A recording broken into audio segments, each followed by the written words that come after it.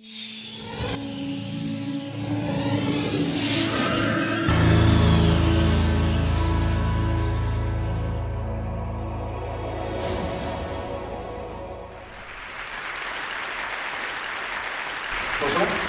Si vous avez suivi un petit peu l'actualité diplomatique au cours des dernières semaines, vous avez peut-être entendu parler d'une espèce de crise entre la Chine et les États-Unis au sujet d'attaques informatiques dont l'entreprise américaine Google aurait été la victime. Alors on a dit beaucoup de choses autour de ça, on a parlé de cyberguerre, pour ce qui est peut-être probablement juste une opération d'espionnage et d'ailleurs d'évidence relativement maladroite.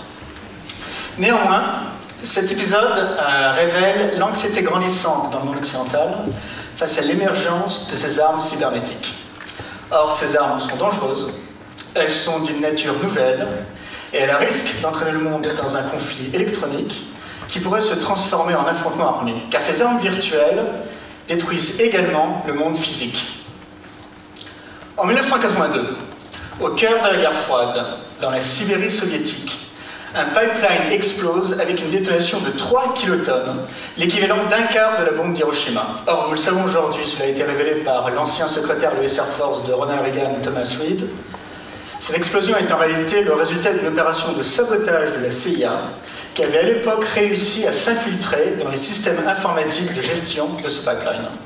Plus récemment, le gouvernement américain a révélé qu'en septembre 2008, c'est plus de 3 millions d'habitants de l'État de Espírito Santo au Brésil qui ont été plongés dans l'obscurité, victimes du chantage de cyberpirates.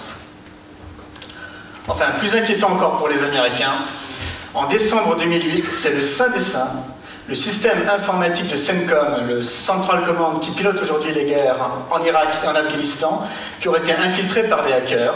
Ces hackers auraient utilisé ceci, de simples clés USB mais piégées, et grâce à ces clés, ils auraient été capables de s'introduire dans ces systèmes informatiques, de tout voir, tout entendre, et peut-être même de piéger certains de ces systèmes. Donc les Américains prennent la menace très au sérieux. Je cite ici le général James Cartwright, qui est vice-chairman de l'état-major inter-armes aux États-Unis, et qui dit dans un rapport au Congrès que les cyberattaques pourraient être aussi puissantes que des armes de destruction massive. Et d'ailleurs, les Américains ont décidé de consacrer plus de 30 milliards de dollars dans les 5 ans qui viennent pour bâtir leur capacité de cyberguerre. Et à travers le monde, on assiste aujourd'hui à une sorte de course au cyberarmement avec des unités de cyberguerre qui sont construites par des pays comme la Corée du Nord ou même l'Iran. Mais ce que vous n'entendrez jamais de la part des intervenants du Pentagone ou du ministère de la Défense française, c'est que le problème n'est pas nécessairement qui est l'adversaire, mais en réalité la nature elle-même de ces cyberarmes. Et pour le comprendre, il faut voir comment, au fil des âges, les technologies militaires ont réussi à faire ou à défaire la paix du monde. Par exemple, si nous avions eu la chance d'avoir TEDx Paris il y a 350 ans, nous aurions parlé de l'innovation militaire du moment, à savoir les fortifications massives de style Vauban. Et nous aurions pu prédire une ère de stabilité dans le monde, ou en Europe, ce qui a été le cas d'ailleurs en Europe, entre 1650 et 1750. Si de même, nous avions eu cette conférence il y a 30 ou 40 ans, nous aurions pu voir comment l'avènement des armes nucléaires et de la menace de la destruction mutuelle assurée qu'elles portent empêche un conflit direct entre les deux super grands. Par contre, si nous avions eu cette conférence il y a 60 ans, nous aurions pu voir comment l'émergence des forces blindées et des forces aériennes qui donnent l'avantage à l'offensive donnent et rendent crédible la doctrine de la Blitzkrieg et donc la possibilité d'une guerre en Europe. Donc les technologies militaires sont capables d'influencer sur le cours du monde, de faire ou de défaire la paix du monde. Et là est le problème avec les cyberarmes. Premier problème. Imaginez qu'un adversaire potentiel annonce qu'il est en train de bâtir une nouvelle capacité de cyberguerre, mais uniquement pour la défense de son pays. Très bien, mais qu'est-ce qui la distingue d'une unité pour attaquer ? Et le problème est d'autant plus accru lorsque les doctrines d'utilisation deviennent très floues. Il y a encore 3 ans, les États-Unis d'Amérique et la France disaient tous deux qu'ils investissaient militairement le cyberespace uniquement pour la défense de leur système informatique. Mais aujourd'hui, ces deux pays disent tous deux que la meilleure défense, c'est l'attaque.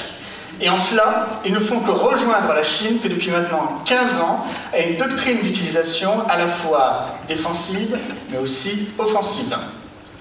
Deuxième problème. votre pays pourrait être agressé par une cyberattaque, des régions entières plongées dans l'obscurité la plus complète, eh bien il est possible que vous ignoriez l'identité même de l'agresseur.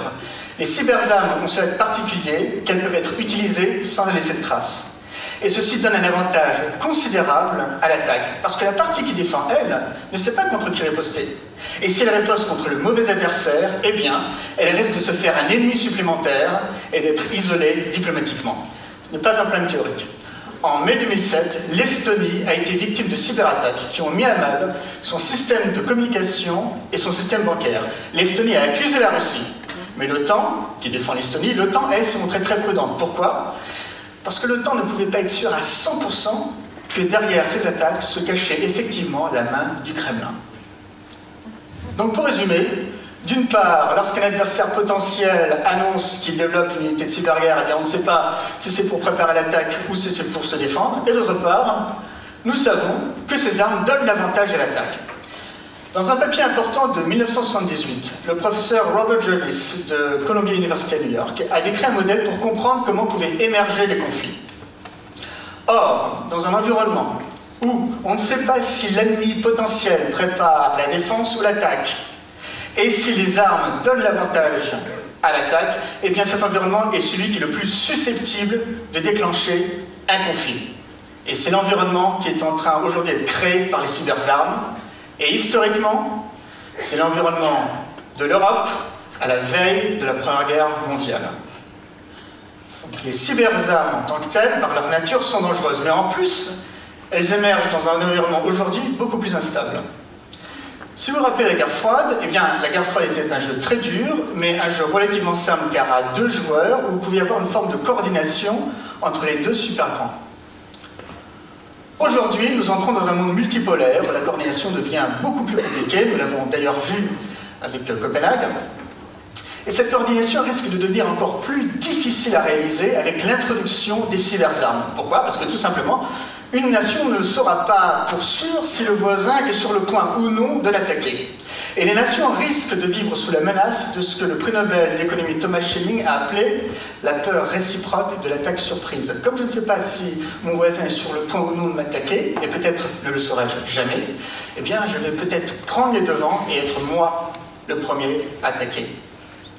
Pas plus tard que cette semaine, dans un article en date du 26 janvier 2010 du New York Times, il a été révélé pour la première fois que des officiels de la National Security Agency réfléchissaient à la possibilité d'attaque préemptive au cas où l'Amérique serait sur le point d'être agressée par une cyberattaque.